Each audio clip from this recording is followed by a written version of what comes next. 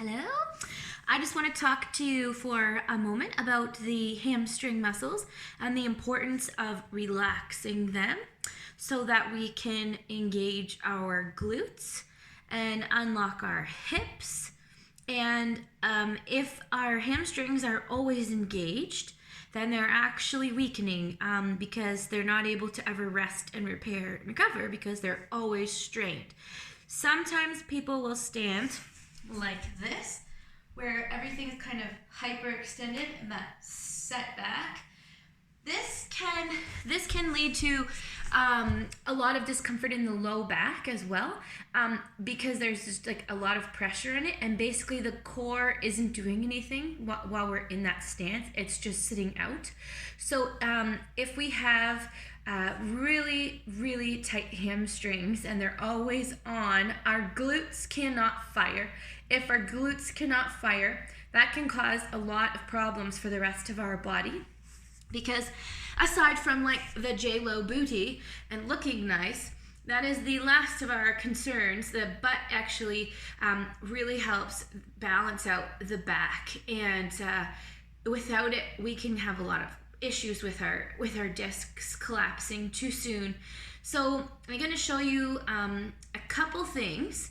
If you are doing your glute bridge and you're only feeling it in your hamstrings here, and you're not feeling it in your glutes, then let's try by bringing some plates underneath your feet so that you have a little bit more support, and try pushing all the way there, seeing if you come up a little higher.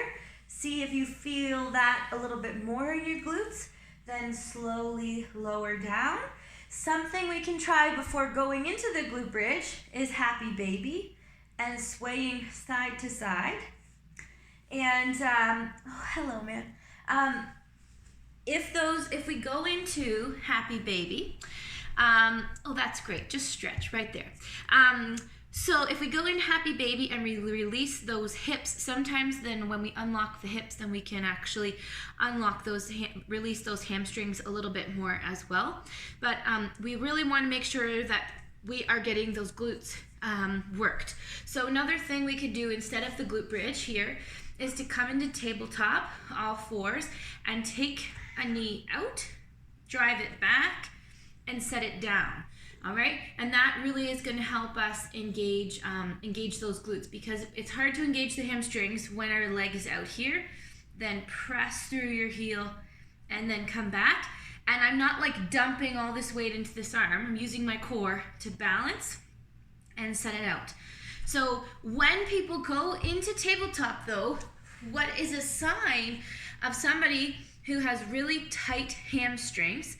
It means that their core is never working, and then their spine can actually sit a little bit more curved, because these are always on, and that's kind of the way the spine would sit. So another sign, the thing to do is close that back, as we've talked about before, then out, then back, then down, okay?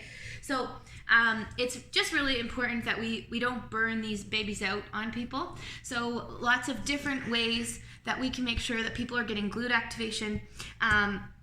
So I wanted you to just make sure you ask, are you using just your hamstrings, or are you actually getting that glute engagement?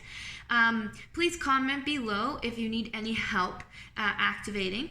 After you get this down pat, then your squats will really improve, and you'll actually build the muscles in that bum and the posterior chain, and those hamstrings will be able to rest.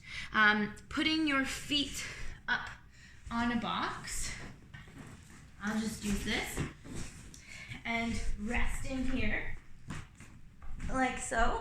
Get your bum as close as you can to that box, and then just let your legs just lay and relax, and let your feet just kind of fall apart, and then that's a good sign that those hamstrings aren't on. If your feet are relaxed, then often the hamstrings are relaxed, okay? So we just really want to make sure that we are not burning those guys out, because unfortunately they can stop a lot of people from exercising too soon. Okay, so something to think about, and let's have that discussion. And look at this hair. I'm going to have a shower. Bye-bye.